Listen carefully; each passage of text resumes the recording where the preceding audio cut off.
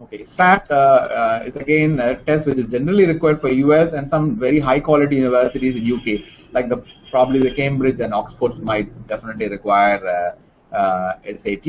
There are two major sections. There are mathematics and there is English.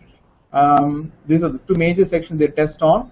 The score is out of 2,400. Any score about 2,000 out of 2,400 is considered to be an excellent score. But in general, many universities will consider you provided you have 1,600 out of 2,400.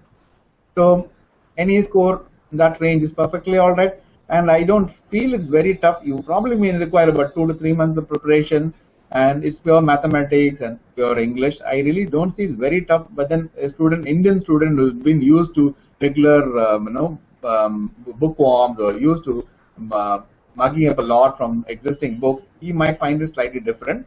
But I come across a lot of Indian students who actually have done an English medium do not find it very difficult. A couple of months of preparation, an Indian student will be able to do very well.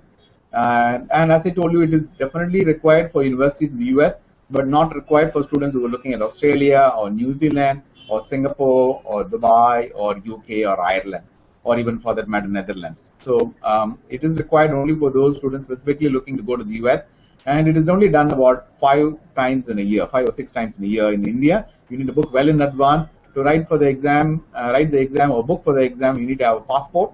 So without a passport, you cannot register. So the first thing a student need to do actually is, if you are writing SAT, is obviously to get a passport ready, book the dates well in advance, and then prepare a couple of months, 2-3 months, and buy 1 or 2 books, or go to a training center, and then I'm sure Indian students will not find it very difficult to write. It's just that mental block, thinking that it is a very tough exam.